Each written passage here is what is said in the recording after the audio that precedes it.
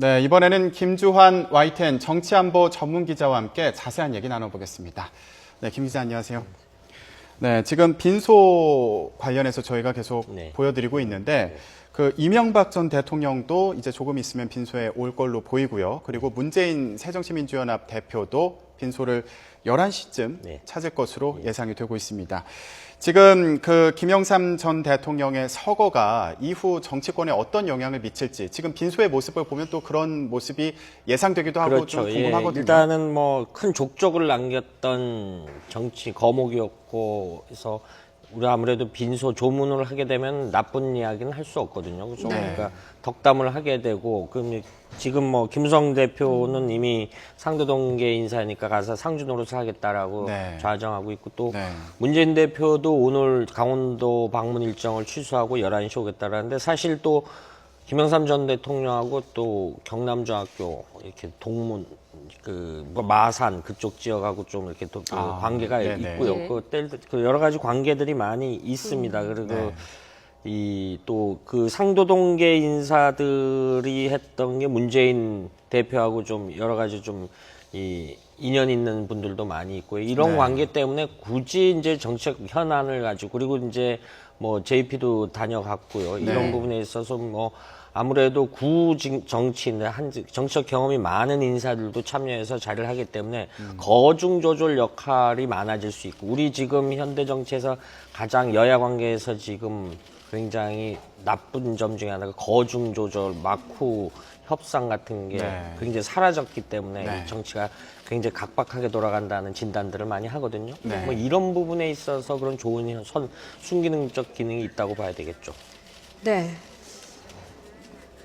김영삼 대통령이 이제 대통령으로 취임한 후에 이런 말을 남겼습니다. 저는 상도동 집 한 채밖에 없습니다. 물러나더라도 상도동 집으로 돌아갈 것입니다. 이렇게 했는데 그 약속대로 퇴임 후에 상도동으로 돌아갔고요. 그렇죠. 또 상도동이 가지는 그 정치적인 의미가 꽤 있지 않겠습니까? 아무래도 80년대 민주화 봄 때 이 1960년대 말에 그 집을 샀어요. 그 상도동 좀 위치를 배경 설명을 좀 약간 좀 드릴 필요가 있는데 상도 터널 지나지 않습니까? 그 위에 읽고 있는데 거기가 과거 일제시대 때 이제 이 총독부 관리들이 모여 살던 그런 건데 집 구조들이 굉장히 적산이라서 좀 작습니다. 작은데 과거 돌아가신 김동영 전 의원이 선생님 야당 총재인데 이런 집을 어떻게 삽니까? 그러니까 도배하면 괜찮다. 도배를 하면 괜찮다. 그래서 굉장히 검소한 모습을 보여줬고 실제 집이 굉장히 저도 뭐 수차례 가봤습니다만은 굉장히 작습니다. 그래서 그런 정치적 민주화 역정을 해서 그런 기반 하에서 상도동계로 분류를 했고 김대중 전 대통령은 아무래도 동교동에서 지금 신촌 넘어갔는데 김대중 대통령 도서관 있는 그 자리 그거를 이제 개축해 가지고 사용하지 않습니까? 거기서 이제 이 동교동계 인사들은 거기 주로 모였다 그래서 동교동계, 그 상도동계 이 양축이 한국 야당 사이에 있어서 특히 민주화에서 양대 산맥을 이뤘고 굉장히 큰 획을 아직까지도 그 정책 유산이 이어지는 그런 의미가 있기 때문에 우리가 이제 그 지방을 그 행정구역을 따서 상도동계다, 동교동계다 이렇게 부르는 거죠. 단순히 어떤 지리적인 어떤 집으로서의 의미만 있는 게 아니지 않습니까? 그렇죠. 지금 빈소에도 상도동계 인사들이 속속 도착하고 있다 이런 소식이 들어오고 있는데 어떤 분들이 있을까요?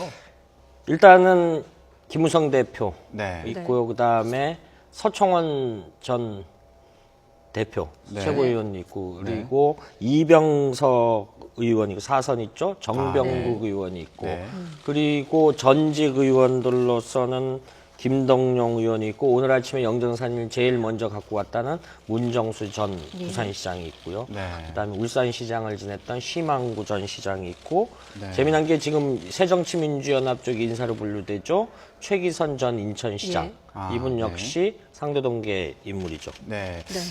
그게 좀 궁금한 부분이 상도동계 인물이었는데 결국 나중에 그런 정치적인 노선을 달리하게 된 경우도 있지 않습니까? 그렇죠. 지금 말씀드렸던 것이 이제 김동영, 문정수, 심항구, 최기선 이런 분들이 여러 가지 인연 때문에 지금 대통령이신 박근혜 후보와 문재인 후보가 지난 대선에서 경쟁을 했을 때 문재인 대표를 지지하고 역설적으로 동교동에 있던 한광옥 대표 같은 경우는 또 박근혜 대통령을 지지하고, 하나갑 대표 같은 경우 역시 박근혜 대통령을 지지하고, 예. 이 상도동교와 동교동교는 이렇게 굉장히 얽히고 설킨, 그러니까 애증 관계, 실제 양 전직 대통령끼리는 관계가 뭐 좀 좋기도 했고 나쁘기도 했지만은, 실제 그 밑에 이른바 가신그룹이었던 다른 정치인들은 네.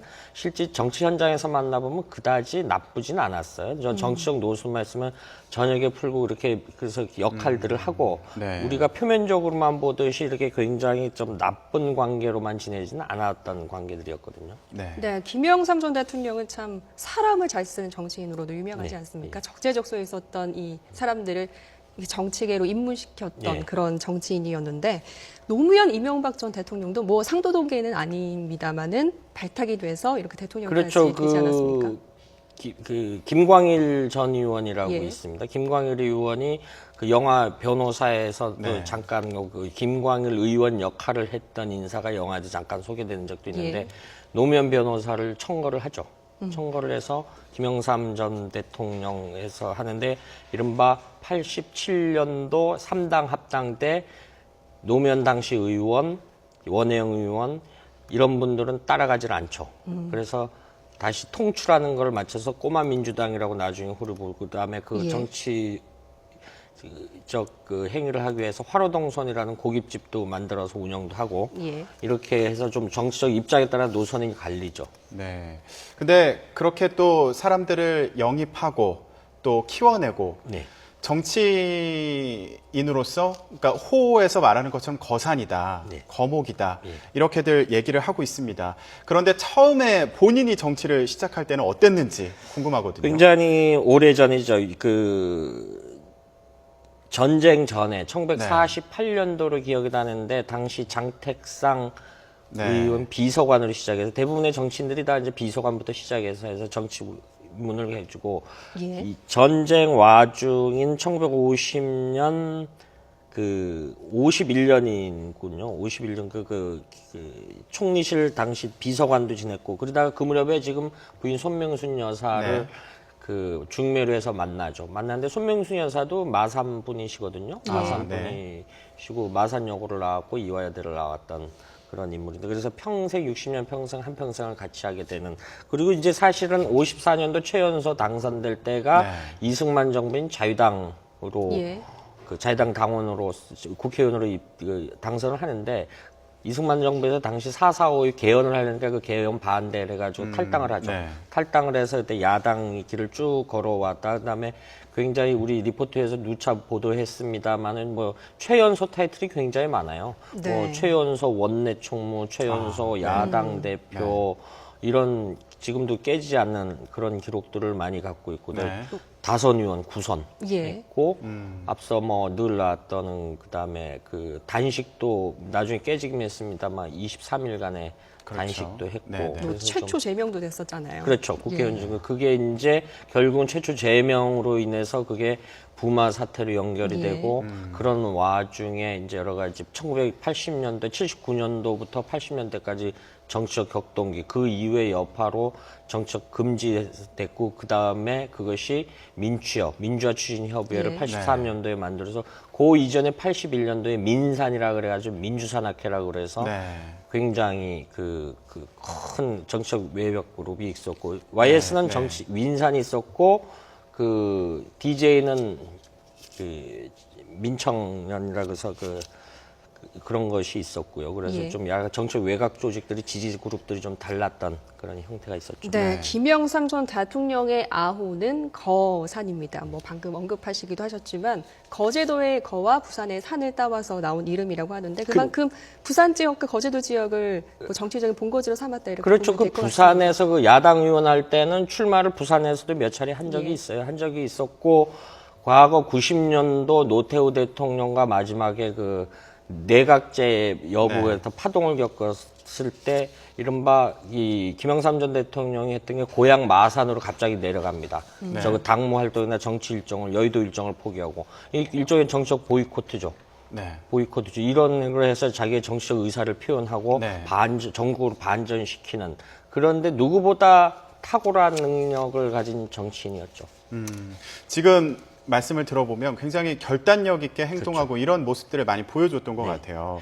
예, 그런데 실제로 봤을 때는 어땠을지 또 궁금하거든요. 실제 그렇습니다. 저도 전직 대통령 담당 기자로서 몇 년간 상도동을 출입을 했고 담당을 해봤었는데 네. 네. 말씀이 굉장히 직설적이죠. 직설적인데다 경상도 사투리까지 쓰니까 이게 좀 이렇게 본인은 이렇게 호통을 치시는데 기분은 안 나빴어요, 사실. 그러니까 대표적인 연사들이 그 문민정부 이제 국정 기조 하나가 변화와 개혁인데 네. 이걸 처음에 참모들이 못 알아들었다라고 합니다. 예. 왜 못 배나와 알아들었죠? 계획 하니까 네. 배나와 계획 하니까 이게 뭔 소리냐라고 하니까 옆에 다른 분이 변화 개혁이다. 저도 네. 사실은 못 알아들은 게 몇 개 있었죠. 어떤 게 제가 있습니까? 가니까 예. ITN 기자냐 그래서 ITN이 무슨 네. 말이냐 이분이 이제 Y 발음이 아니라서 ITN 기자라고 했던 게 네. 그다음에 네. 제일 대표적인 게 확실히 이런데 확실히 하시고 네네. 이런 게 제가 이런 말씀드리는 건 고인에 대한 폄훼가 아니라 이렇게 굉장히 낭만적인 네. 부분이 없지 않아 있기 네. 때문에 소개해 드리는 건데 그리고 네. 쓸데없는 소리 하지 말고 쓸데없는 소리 하지 마라 이렇게 네. 듣고 네. 여러 가지 그런 에피소드가 굉장히 많고 네. 그게 또 어록으로 남기고 했던 네. 정치인이죠. 기억에 남는 거는 이제 이분이 왜 문민정부라는 호를 썼냐면 80 관훈 토론회인가를 기억이 되는데 이 군사 정부에도 그 정의를 이렇게 내립니다. 어떻게 하냐면 쿠데타로 일으킨 정권이지만은 그 후배들이 전역을 비록했다라고 하더라도 그거는 군정의 연장이다. 이런 정의를 해서 앞서 자료화면에 대통령 취임사 때 문민정부가 온 데까지 30여 년이 걸렸다라는 표현이 사실은 의미가 거기에 있는 거거든요. 네. 그래서 이런 부분에 있어서 본인이 이제 문민정부였어. 문민정부 때 이제 가장 큰 일이 이제 하나의 척결, 그렇죠. 뭐 금융실명 네. 이제 예. 수차례 했지만은 이제 앞서 이제 하나의 척결 과정에서 역설적으로 차남인 김현철 씨가 군 내부 인사에 개입하게 되는 단초가 네, 돼서 네, 그게 그렇죠. 결국은 영어의 예. 몸이 되고 네. 그런 과정을 겪다 보니까 아비로서 자식의 부덕은 소치는 부모도 책임 있다 이렇게 네, 했고 네. 역설적으로 그 부분도 비슷한 것이 영원한 맞수였던 김대중 전 대통령도 그 두 사람이 그 영어의 몸이 한때 되기도 했었고요. 네. 이런 과정이 양 두 분이 정치 50년을 하면서 굉장히 갈등과 협력과 갈등을 네. 굉장히 반복을 했던 게 많이 있었죠. 그렇죠. 비슷한 부분도 있고 그리고 서로 도운 적도 있고 네.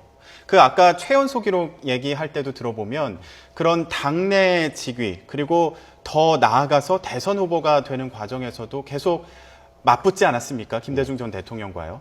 예. 그런 과정도 있었고요. 1960년대 이제 신민당이라고 진산, 나중에 이제 우리가 영등포 과거에는 강남이 없었고 영등포, 한수 이남이 영등포 이른바 진산파동이라는 것도 겪기 그 무렵에 네. 그 당시에 이 네. 유진산 총재 비서실장을 YS 대통령이 한 적이 있어요. 그 당시에 그 신민당의 원내 총무는 지금 민주계 인사로 분류되는 정대철 전 의원의 선친인 정일영 원내 총무가 있었고요. 그런데 이런 정치행위 있을 때 그때 참 그 당내 지도부 인사 그때는 좀 굉장히 어린 나이에 다른 당 중진보다 어린 나이에 그렇죠. 있으니까 예. 이 예. 밤에 이런 마쿠를 굉장히 찝차 타고 다니면서 이렇게 잘 했다라는 것이 네. 이제 정가의 유명한 회자 중에 하나죠. 만 25세 최연소로 국회의원에 당선이 됐습니다. 그런데 그 이후에 보여준 모습들을 보면 결코 그렇게 어린 사람, 뭐 그런 정치적인 판단이나 이런 것들이 결코 그렇게 나이가 어리다고 해서 만만하게 볼 수 있는 그런 인물이 아니었다는 말씀이신 거죠? 그렇죠. 그리고 국내 정치뿐만 아니라 우리가 지금 뭐 러시아 북방 외교의 사실 단초도 우리나라 정치인으로서는 이 소련을 처음 방문했던 인사 중에 하나고요. 그리고 이제 이런 것이 얼그려져서 뭐 평가가 엇갈린 부분이 있습니다만 어찌됐든 네. 노태우 전 대통령의 북방 외교의 어떤 단초가 되는 거기도 하고 집권 시절인 1993년도 첫해 북핵 영변 예. 핵발전소의 북핵 위기가 발발을 하죠. 그래서 근데 그 이듬해 김일성 주석이 사망하는 날 정군의 비상령을 내리는 바람에 그때 굉장히 남북 관계가 다시 안 좋아졌고 네. 뭐 이런 과도 있고 뭐 공과도 있고 그런데 이제 예. 아무래도 고인이 됐으니까 공은 굉장히 많이 평가를 하고 이 과는 네, 좀 적게 평가해야 될 그런 미덕이 좀 필요해 네, 보이지 않나. 마지막으로 질문 하나 개인적인 삶에 대해서 드리겠습니다. 김 전 대통령 조깅 마니아로 알려져 있잖아요. 눈이 오나 비가 오나 조깅했다라고 하는데 조깅에 얽힌 뭐 개인적인 그런 일화들이 있을까요? 저도 들은 얘기인데 그 해외 순방을 가도 네. 해외 순방을 가도 꼭 조깅을 현지에서 하기 때문에 예. 참모들이 이제 특정인 누구라고 그래서 그 좀 달리기를 잘 못하던 참모들은 굉장히 힘들었다라고 합니다. 굉장히 네. 또 빠른 속도로 하거든요. 네. 빠른 속도로 하고 그 당시 일화 중에 하나가 대통령이 되고 나서 어떤 외국 브랜드의 운동화를 신고 뛰어가지고 좀 문제가 될 적이 있었습니다. 그래서 네. 그런 일화도 있고요. 네. 예. 저희가 김영삼 전 대통령 서거 소식 관련해서 전해드리면서 그 여러 가지 얘기 좀 나눠봤습니다. 예, 뒷얘기도 많이 나눠봤고요. 네, 오늘 말씀 감사합니다.